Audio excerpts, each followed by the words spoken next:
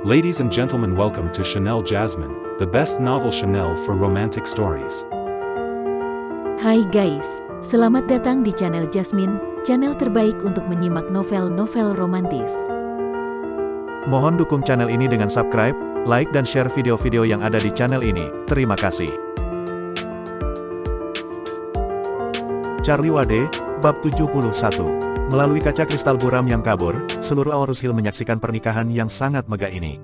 Mereka sangat iri, banyak orang juga menebak-nebak di dalam hati, siapakah pasangan yang menikah di Sky Garden ini.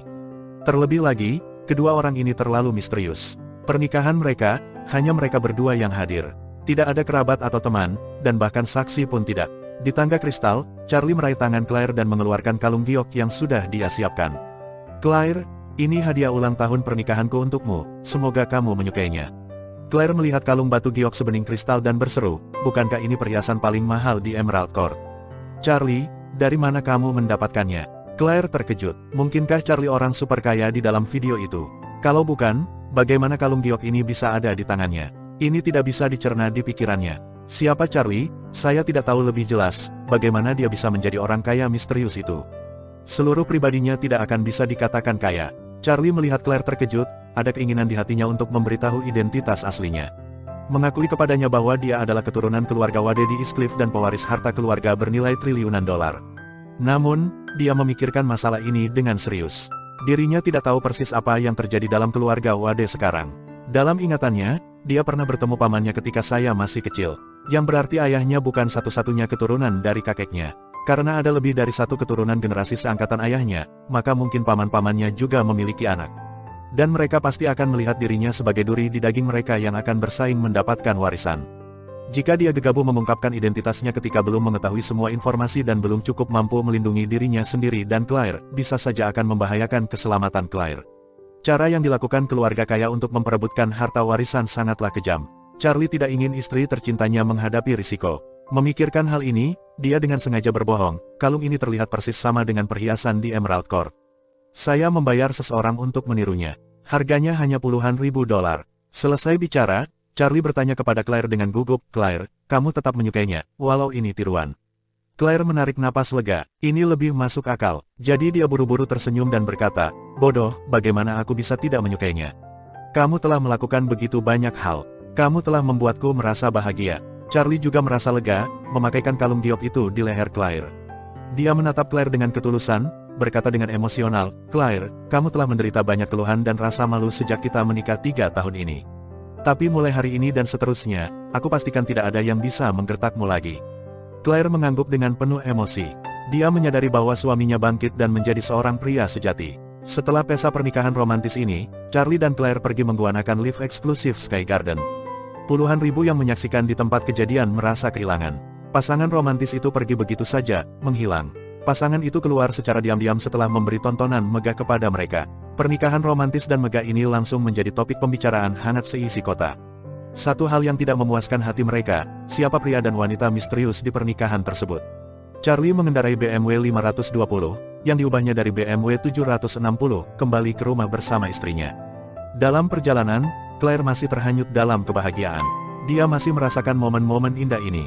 Dia sangat penasaran pada Charlie, bagaimana kamu memesan Sky Garden? Tidak pernah ada yang bisa memesan seperti tadi di sana.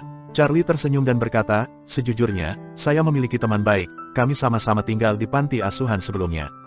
Dia seorang eksekutif dari Shangri-La. Kami dulu hidup bersama di masa-masa sulit. Saya sering berbagi setengah roti kukus.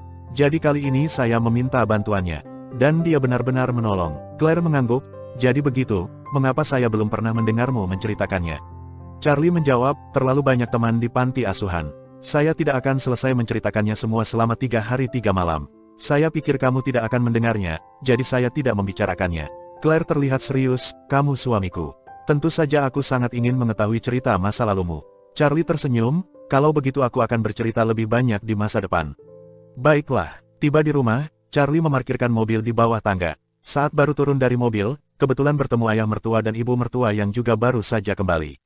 Ibu mertua melihat mereka, berseru, Claire, dari mana mobil BMW ini? Mata ayah mertuanya berbinar-binar saat melihat mobil ini. Hah, BMW, Claire, kamu membeli mobil baru. Kamu boros sekali. Claire buru-buru menjelaskan, ayah, ibu. Bukan saya yang membeli, tapi Charlie. Charlie, ayah mertuanya mengerutkan kening dan bertanya, Charlie, dari mana kamu punya uang untuk membeli mobil ini? Apakah kamu menggunakan uang tabungan keluarga kita? Charlie juga ikut menjelaskan, tidak, ayah. Saya membelinya dengan uang saya sendiri. Ibu mertua menarik ayah mertua memutari mobil dan berkata, kamu tinggal dan ikut makan bersama kami setiap hari. Kamu menyimpan uangmu untuk membeli BMW. Kamu tidak menghormati kami. Kamu sungguh-sungguh tidak tahu berterima kasih. Claire menyelang, Bu, jangan berkata seperti itu pada Charlie, ayah mertua. Jacob berdesa iri, anak ini membeli BMW 520, apa dia pantas mengendarai mobil sebagus ini? BMW seri 3 saja tidak layak untuknya. Ibu mertua berkata dengan nada dingin, ayahmu belum punya mobil. Dia sudah paruh baya, lebih baik kalian menyenangkannya sebelum terlambat. Aku takut dia tidak akan sempat menikmatinya. Ibu mertua memaksa, baiklah, biarkan ayahmu memiliki mobil ini. Anggap ini sebagai hadiah dari kalian. Claire memandang Charlie penuh keraguan, Charlie, bagaimana menurutmu? Charlie berpikir, boleh saja. Tapi ini bukan BMW 520, ini 760. Berbicara dalam lubuk hatinya, ayah mertuanya selalu disetir secara ketat oleh istrinya. Dan wanita tua itu tidak menyukai ayah mertuanya. Bagi Charlie, percuma memberikan 760 ini pada ayah mertua. Dia punya ide, ayah, ini BMW 520, model terakhir di BMW seri 5. Banyak yang bilang ini hanya untuk pengemis. Jika kamu mengendarai mobil ini, kamu nanti akan ditertawakan. Alis ibu mertua berkedut, apa?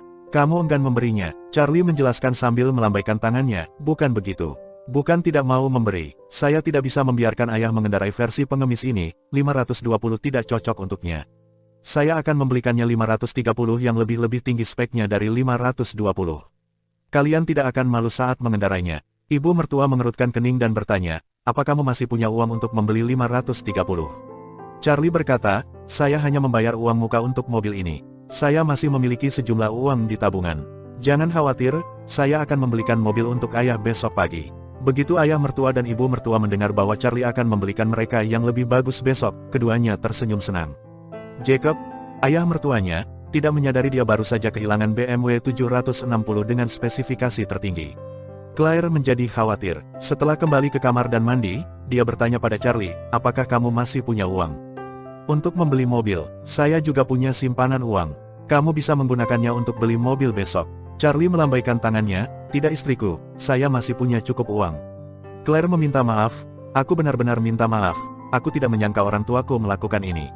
Charlie tersenyum dan berkata, apa yang kamu bicarakan? Orang tuamu juga orang tuaku. Kita semua keluarga, kita harus menghormati mereka. Dengan mengatakan itu, Charlie berbaring di ranjang kecilnya dan berkata sambil tersenyum, jangan khawatir, aku akan membeli mobil baru besok pagi. Claire tersanjung, Charlie, terima kasih. Charlie tertawa, ini juga kewajibanku, istriku.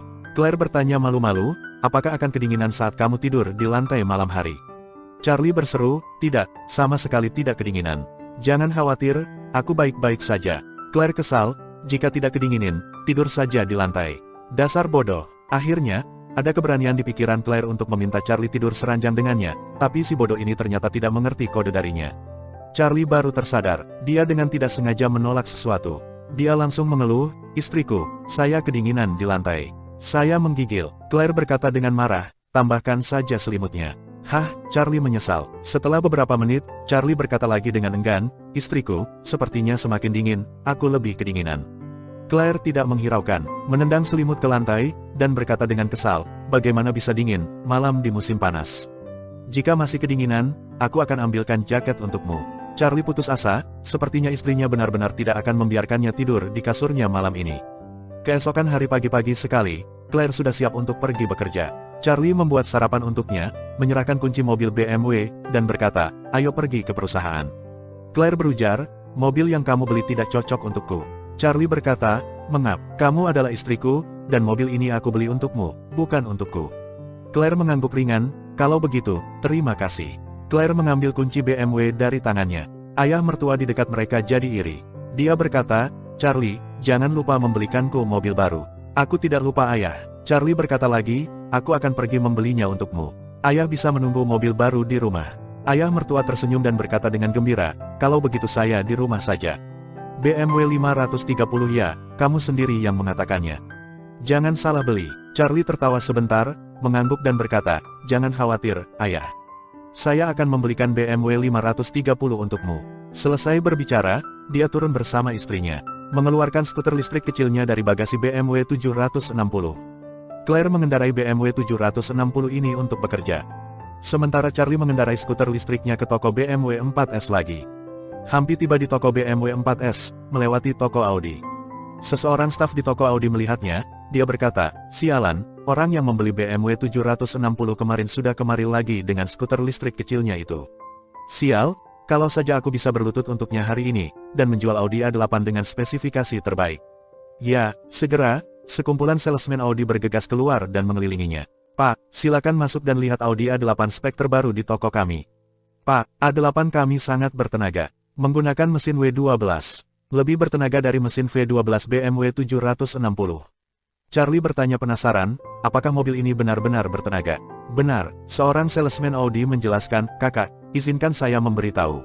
Mesin W12 ini ada dua bagian, kiri dan kanan. Bisa dimatikan salah satunya, setengah dari 12 silinder adalah 6 silinder. Menjadikannya lebih hemat bahan bakar." Charlie berkata sinis, "Apakah kamu sakit? Untuk menghemat bahan bakar, saya membeli mobil 12 silinder dan mematikan 6 silinder. Lalu mengapa tidak membeli mobil 6 silinder saja?" Ini. Salesman itu menyadari bahwa dia salah menjelaskan.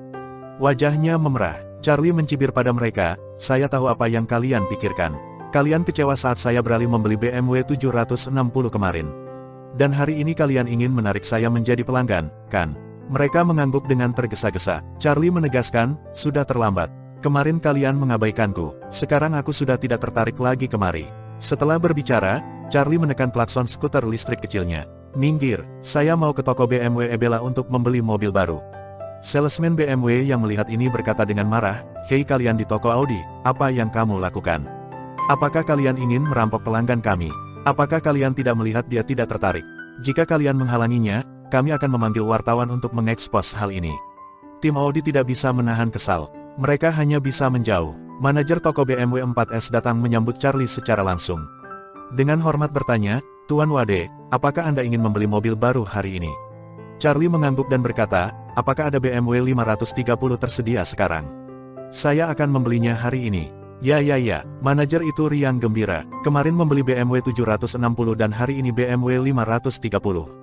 Pelanggan yang luar biasa. Jadi dia buru-buru berkata, "Tuan, ikut dengan saya. Akan saya tunjukkan mobilnya." Charlie mengikutinya ke showroom. Kebetulan ada BMW 530 di ruang itu. Charlie duduk dan merasakannya. Dia jadi mengetahui, meskipun mobil ini terlihat sangat mirip dengan seri 7, tapi interiornya kurang bagus. Tapi untuk ayah mertuanya, sudah cukup. Dia hendak menggesek kartu kreditnya untuk membayar. Pada saat ini, dia mendengar suara yang sepertinya tidak asing. "Sayang, saya suka BMW X6 ini. Bisakah kamu membelikanku?" Charlie, yang sedang duduk di dalam mobil, melihat ke arah suara. Dia melihat Lily, tunangan teman baiknya di perguruan tinggi, Douglas. Dia merangkul aneh seorang pria, sangat intim. Charlie mengerutkan kening. Lily memanggil pria itu dengan sebutan sayang. Apakah dia berselingkuh di belakang Douglas? Dia kesal, membenci wanita ini yang tidak bermoral dan tidak setia dalam hidupnya. Di sisi lain, Douglas sibuk dengan karirnya. Dan dia benar-benar membuat istrinya ada kesempatan selingkuh. Wanita seperti ini sangat menjijikkan. Pria yang bersama Lily, bertanya dengan wajah cabul, "Jika saya membelikanmu X6 sekarang, bagaimana nanti kamu menjelaskannya kepada Douglas?" "Douglas," Lily berujar dengan ekspresi jijik, "tak usah sebut namanya. Dia tidak berguna, hanya sampah. Dia tidak memiliki banyak uang. Hanya karena dia sangat jujur dan rendah hati, saya mau bersamanya." Pria itu bersenandung, mencubit wajah Lily, dan bertanya, "Sekarang kamu sudah menjadi wanitaku. Apa masih mau hidup bersamanya?" "Aku tidak bersedia ada pria lain yang menyentuh wanitaku." Lily menjawabnya, "Jangan khawatir, sayang. Sejak pertemuan kita, saya tidak pernah membiarkannya bisa menyentuh. Dia menjijikkan. Tubuhku akan selalu menjadi milikmu. Tubuhku hanya untuk melayani kamu seorang, Jerome." Selesai berbicara, dia mengungkapkan, "Sebenarnya, awalnya saya ingin putus darinya segera setelah kita buka kamar hotel. Tetapi saya tidak mengira dia memiliki teman sekelas yang cukup cakap. Orang itu telah membantu saya menyingkirkan seorang ketua dengan wajah bekas luka pisau yang mengacau di restoran kami. Saya akan mengucapkan selamat tinggal padanya saat bisnis restoran lebih stabil. Saya akan menendangnya secara langsung keluar dari restoran." Jerome tertawa dan berkata, "Itu hanya seorang dengan bekas luka pisau di wajahnya. Apa masalahnya, jika kamu memberitahu saya sebelumnya, saya akan menghubungi bosnya untuk meminta maaf kepadamu, hanya dengan satu panggilan telepon. Lily berkata sambil tersenyum, oh, lelakiku, kamu luar biasa. Saat itu, situasinya mendesak. Saya tidak terpikir meneleponmu, dan ada Douglas di sana. Saya khawatir kamu akan tidak bahagia saat bertemu dengannya. Jerome mencubit pinggang Lily, dan berkata sambil tersenyum, kamu cerdas. Lily memeluk Jerome lebih erat dan lebih mesar, dia berkata, sayangku, apa kamu jadi membeli BMW X6 untukku? Jerome berkata sambil tersenyum, nah, kita pergi ke rumahku dulu. Biarkan aku memuaskanmu beberapa kali. Kemudian kamu pergi untuk memutuskan pecundang itu. Aku akan membelikanmu BMW X6 besok. Lily bertanya dengan kekaguman, sayangku, kamu mengatakan yang sebenarnya. Apakah kamu benar-benar akan membelikanku X6 besok? Kapan aku pernah berbohong padamu? Jerome bersenandung dan berkata, namun, kamu harus menyenangkanku dulu. Lily mengedipkan mata dan berkata, jangan khawatir, sayangku. Aku akan melayanimu di rumahmu nanti. Keduanya pergi. Charlie sangat kesal pada sepasang anjing itu. Dia segera mengeluarkan ponsel dan menelepon Douglas. Begitu Douglas menjawab telepon, dia segera berkata dengan penuh semangat, Charlie, apa kabarmu? Mengapa kamu meneleponku? Charlie berkata santai, aku ingin menyapamu. Apa yang sedang kamu lakukan sekarang? Douglas berkata, saya sedang membantu pekerjaan dapur restoran. Ini hampir tengah hari, dan pelanggan akan segera bertangan. Jadi aku datang untuk membantu. Charlie bertanya, apakah kamu sibuk di restoran setiap hari? Ya, restoran baru saja dibuka, dan ada banyak hal yang harus dilakukan. Selain itu, lebih dari setengah biaya restoran ini ditanggung oleh ayah Lily. Jika saya tidak bekerja lebih keras, mereka akan meremehkanku. Douglas menjawab. Charlie bertanya lagi, berapa uang yang kamu keluarkan? Saya menginvestasikan 100.000 yuan dari tabungan saya sejak lulus kuliah. Charlie terus bertanya, siapa sebenarnya pemilik restoran itu? Douglas berkata, saya. Charlie bertanya, apakah namamu tertulis di dokumen bisnis? Douglas berkata, tidak, pendaftaran izin usaha dan komersial menggunakan nama ayah Lily. Lily dan saya belum menikah. Tidak pantas bagiku untuk mencantumkan nama dengan uang yang mereka bayarkan. Douglas lanjut berkata, tetapi ayahnya pernah mengatakan, setelah kami menikah, dia akan mengubah kepemilikan restoran menjadi nama saya. Charlie menggelengkan kepala saat mendengarkan penjelasannya. Dia bodoh, tidak tahu dia diperalat. Lily memperlakukannya sebagai budak, meminta Douglas untuk bekerja di bisnis restorannya di kawasan pengembangan. Sedangkan dia sendiri pergi menikmati hidup, berselingkuh dengan orang kaya, dan nanti akan segera menendangnya. Sekarang restoran ini masih dalam proses pendaftaran izin industri dan komersial, dan itu tidak tertulis atas nama Douglas. Begitu Lily mengusirnya, dia akan pergi dengan tangan kosong. Dia akan kehilangan 100.000 yuan. Charlie menjadi lebih jijik dengan Lily. Bertanya langsung kepada Douglas, apa kamu tahu di mana Lily sekarang? Bersambung.